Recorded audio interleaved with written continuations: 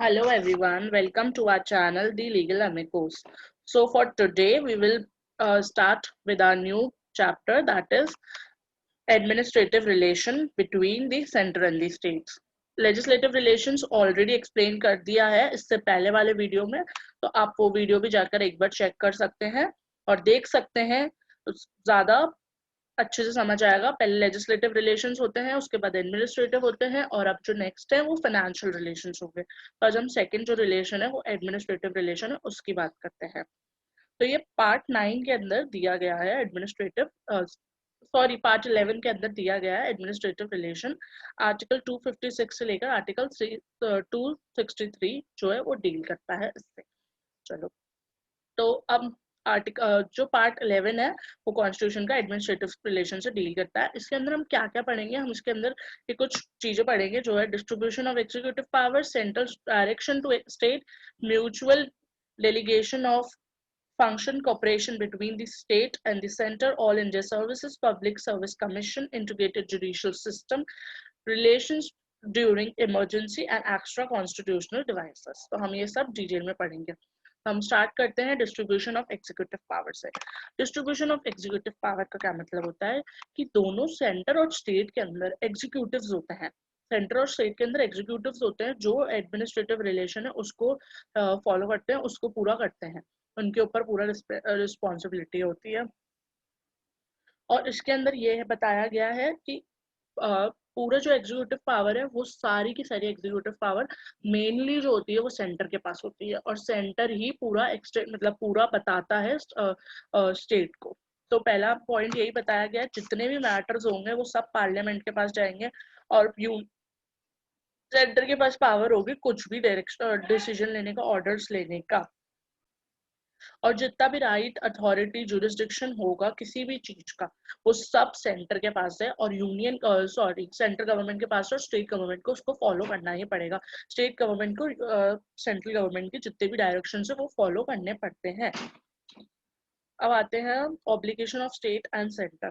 भाई obligation state को centre के डायरेक्शन फॉलो ही करने पड़ते हैं, और इसमें दो रिस्ट्रिक्शंस होते हैं। दो रिस्ट्रिक्शंस ये होते हैं कि जो भी लॉ पार्लियामेंट बनाता है और जो भी एग्जिस्टिंग लॉ है स्टेट के अंदर वो फॉलो होगा जैसा पार्लियामेंट में बताया रखा है वैसा, as not to impede or prejudice the exercise of executive power of the state in the center। और जितना भी जो भी डायरेक्शन सेंटर देता है स्टेट को वो स्टेट को फॉलो करना पड़ता है, जैसे जैसे सेंटर बताएगा वैसे वैसे स्टेट करते हैं।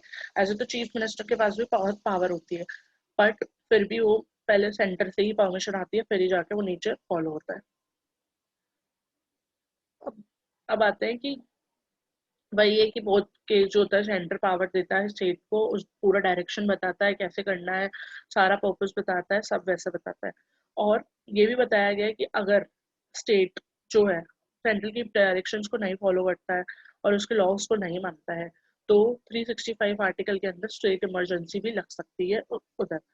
ऐसा नहीं है कि प्रेसिडेंट लगा सकता है, और ऐसा नहीं है कि प्रेसिडेंट ने बोल दिया कि हम तुम्हारा स्टेट ही डिवाइड कर देंगे, ऐसा कुछ भी नहीं होगा। स्टेट में अगर कोई भी लॉ जो होगा फॉलो होने के लिए वो पहले सेंटर बताएगा, और अगर वो स्टेट अगर उसको फॉलो नहीं करता है तो वहां पे स्टेट इमरजेंसी लग जाती है जो प्रेसिडेंट लगाता है। अब चलते हैं नेक्स्ट, जो centres direction to state. Centre क्या क्या चीजों में डायरेक्शन देती है स्टेट को। हाँ, तो इसमें सेंटर किस चीज के लिए डायरेक्शन देता है स्टेट को। पहला तो कंस्ट्रक्शन, जितना भी कंस्ट्रक्शन वर्क चल रहा है स्टेट के अंदर वो स्टेट को पूरा देखना पड़ता है, उसको मेंटेन करना पड़ता है हर चीज को। दूसरा यह है कि जितनी भी रेलवे से रिलेटेड चीजें हैं, रेलवे को प्रोटेक्ट करना है, रेलवे के लिए कुछ भी चीजें हैं स्टेट में चेक करनी है तो वो भी स्टेट करता है। तीसरा कि जो प्राइमरी एजुकेशन है, जो बच्चे हैं छोटे छोटे उनको मदर टंग में पढ़ाया जा रहा है। और मदर टंग का मतलब ये नहीं कि हिंदी में, मदर टंग कोई जो स्टेट की मदर टंग जो है, जैसे तमिलनाडु की तमिल है मदर टंग, तो उस लैंग्वेज में बच्चों को पढ़ाया जा रहा है। प्लीज। चौथा ये कि जो शेड्यूल कास्ट है, शेड्यूल ट्राइब्स है, उनके वेलफेयर के बारे में भी सोचा जा रहा है और स्पेसिफिक स्कीम्स बनाई जा रही है। अब म्यूचुअल डेलीगेशन ऑफ फंक्शंस, इसमें ये बताया गया है कि जो डिस्ट्रीब्यूशन ऑफ जैसे लेजिस्लेटिव पावर होता है सेंटर और स्टेट में, उसमें रिजिडिटी आ जाती है, उसमें कॉन्फ्लिक्ट्स हो जाते हैं। तो इन कॉन्फ्लिक्ट्स को भी क्या कहते हैं सॉल्व किया जाता है, इन कॉन्फ्लिक्ट्स को भी सॉल्व किया जाता है। उसमें कॉन्फ्लिक्ट्स को कैसे सॉल्व करते हैं वो है cooperation between the centre and the states. इसमें क्या होता है कि अगर जैसे कोई वाटर डिस्प्यूट से रिलेटेड कंप्लेन है या कुछ भी डिस्ट्रीब्यूशन या कंट्रोल से रिलेटेड कंप्लेन वगैरह है, तो इंटर स्टेट रिवर और रिवर वैलीज बनाई जाती है, उस पर बात की जाती है और फिर बनाई जाती है। और प्रेसिडेंट जो है वो आर्टिकल 263 के अंदर एक इंटर स्टेट काउंसिल बना सकता है और उस पर वो डिस्कशन और इन्वेस्टिगेट कर सकते हैं अगर उनको किसी भी चीज़ में प्रॉब्लम है या कॉन्फ्लिक्ट हो रहा है उस चीज़ में। और ऐसी काउंसिल जो थी वो 1990 में पहली स्टैब्लिश हुई थी। फुल फेथ और क्रेडिट दिया जाता है throughout the territory to Indian to public acts, records and judicial procedures of the states to every of the center to every state। और जो पार्लियामेंट है वो एक अप्रोप्रिएट अथॉरिटी बना सकती है जो कॉन्स्टिट्यूशन प्रोविजंस को कैरी आउट कर सके, जो ट्रेड इंटरकोर्स, फ्रीडम ऑफ जहाँ पे ट्रेड इंटरकोर्स और कॉमर्स रहता है। अब ऑल इंडिया सर्विसेज की बात करते हैं। ऑल इंडिया सर्विसेज के अंदर आईएएस, आईपीएस और आईएफएस आती है। अब 19 ये कैसे आया था आईएएस, ये जब ब्रिटिशर्स लाए थे इंडिया में आईएएस का 1947 से पहले इसको आईसीएस बोला जाता था। और इंग्लैंड में भी आईसीएस के नाम से बोला जाता था। पहले तो वहाँ पे इंग्लैंड के ही लोग एग्जाम दे सकते थे, बट नहीं, फिर बाद में हो गया था कि इंडियन भी अप्लाई कर सकते हैं, बट एग्जाम देने उन्हें वही आना पड़ता था। तो 1947 के बाद आईसीएस को रिप्लेस किया आईएएस से, और आईपी जो इंडियन पुलिस उसको भी रिप्लेस कर दिया आईएएस से, और इसको कॉन्स्टिट्यूशन में ऑल इंडिया सर्विसेज के नाम से बताया गया। फिर 19 और आईएएस जो होती है उसके पास सबसे ज्यादा पावर होती है, सबसे ज्यादा एक्सट्रीम पावर होती है। प्रेसिडेंट के बाद आईएएस ही होती है जिसके पास इतनी पावर होती है। ऐसे तो चीफ मिनिस्टर्स, प्राइम मिनिस्टर सबके पास पावर होती है, बट सबसे खतरनाक पावर होती है इनके पास आईएएस के पास। 1966 में आईएफएस जो है इंडियन फॉरेस्ट सर्विसेज क्रिएट करा गया और ऑल इंडिया सर्विसेज के अंदर ही। और आर्टिकल 321 से लेकर 317 तक अपन यही पढ़ेंगे पब्लिक ऑल इंडिया सर्विसेज के बारे में और पब्लिक सर्विस कमीशन के बारे में भी। दोनों स्टेट और सेंट्रल्स में डिफरेंट डिफरेंट होता है। ऑल इंडिया जो सर्विसेज होती है वो सेंट्रल के लिए होती है और स्टेट के लिए पब्लिक सर्विस कमीशन होता है। और जो ऑल इंडिया सर्विसेज है इसके अंदर तीन चीजें इंपॉर्टेंट होती है जो सबसे मेन चाहिए रहती है कि एक तो प्रॉपर हाई स्टैंडर्ड जो ऑफ एडमिनिस्ट्रेशन है उसको मेंटेन करना दोनों स्टेट और सेंटर दोनों के अंदर, यूनिफॉर्मिटी को इंश्योर करना, यूनिफॉर्मिटी हो रही है एडमिनिस्ट्रेटिव सिस्टम के अंदर पूरे ऑल ओवर द कंट्री में, और फैसिलिटेट करना कॉपरेशन, कोऑर्डिनेशन और जॉइंट एक्शन जो भी इशू कर रहे हैं interest between the central state दोनों। अगर कोई भी जॉइंट चीज पे डिसीजन ले रहे हैं तो उधर कॉपरेशन कोऑर्डिनेशन दोनों होना चाहिए और फिर वो उस इशू के कॉमन इंटरेस्ट पे आ रहे हैं। अब आते हैं पब्लिक सर्विस कमीशन। जो पब्लिक सर्विस कमीशन है इसमें जो चेयरमैन और मेंबर होता है वो state public service commission commissioner और जो होते हैं ये अपॉइंट किए जाते हैं गवर्नर से और ये रिमूव किए जाते हैं प्रेसिडेंट से।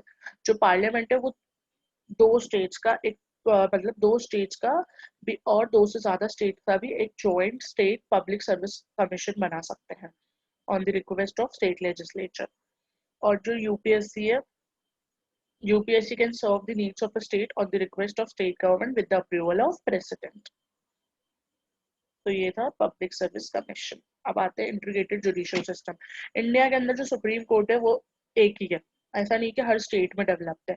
जैसे अमेरिका में हर स्टेट के हिसाब से भी सुप्रीम कोर्ट होता है और सेंट्रल के हिसाब से भी, बट नहीं, इंडिया में एक ही सुप्रीम कोर्ट है और एक ही सुप्रीम कोर्ट है जो टॉप पे है, जो सेंटर का होता है और जो इंडिया के कैपिटल में है। और स्टेट के लिए अलग अलग हाई कोर्ट्स बनाए गए हैं। और जो सिंगल सिस्टम ऑफ कोर्ट्स है वो दोनों both the central law as well as the state law को इन्फोर्स करता है।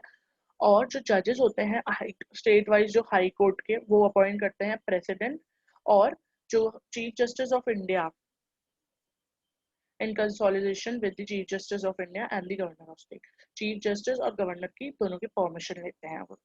और जो रिमूवल और ट्रांसफर होता है वो प्रेसिडेंट के पास ही होता है। जो पार्लियामेंट है वो एक कॉमन हाई कोर्ट भी बना सकता है दो या दो से ज्यादा स्टेट्स के लिए। अब आते हैं relations during the emergency. Emergency होती है थ्री टाइप की। आर्टिकल 350 जो बात करता है नेशनल इमरजेंसी, 356 जो बात करता है स्टेट इमरजेंसी और 360 जो बात करता है फाइनेंशियल इमरजेंसी। बात आती है रिलेशन ड्यूरिंग इमरजेंसी की। अब ये बता दिया मैंने कि इमरजेंसी 3 टाइप की होती है और कौन कौन सी होती है।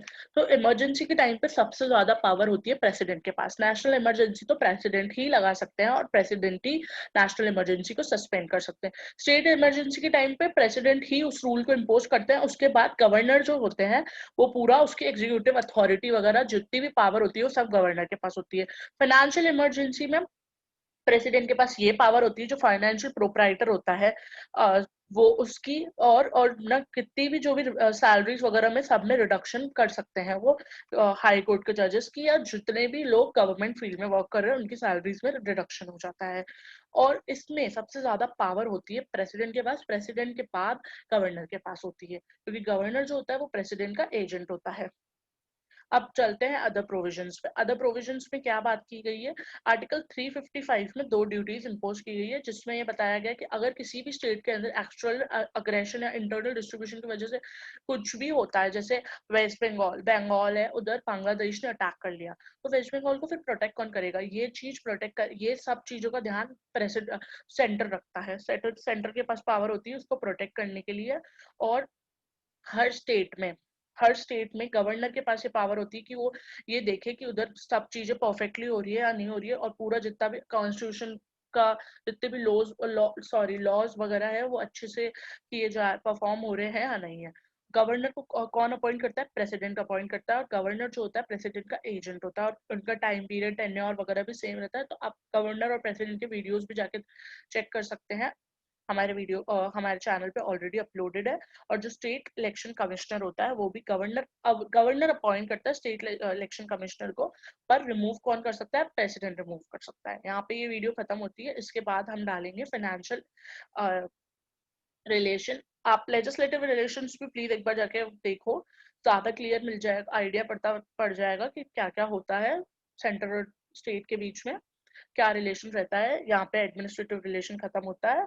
और मैं लिंक डिस्क्रिप्शन में डाल दूंगी, आप उधर जाके वॉच कर सकते हैं, और इसके डिटेल नोट्स के लिए हमारी वेबसाइट पे विजिट कर सकते हैं, उसकी भी लिंक मैं डिस्क्रिप्शन में डाल दूंगी। तो आप वहाँ पे जितना भी कॉन्स्टिट्यूशन का अभी तक हमने पूरा समझाया, पूरा पढ़ा, आर्टिकल 1 से लेकर आर्टिकल 263 तक, वो सारा का सारा वहाँ ऑलरेडी प्रोवाइडेड है नोट्स के फॉर्म में, और बेयरक्स वगैरह भी सब है वहाँ पे, तो आप प्लीज जाके चेक कर सकते हैं, और चेक कर सकते हैं और डाउनलोड कर सकते हैं वहाँ पे जाके। और बहुत सारी चीजों के लिए भी आप विजिट कर सकते हैं वेबसाइट को, जैसे अपॉर्चुनिटीज वगैरह के लिए। Thank you so much, do like comment share and subscribe to our channel. Thank you so much.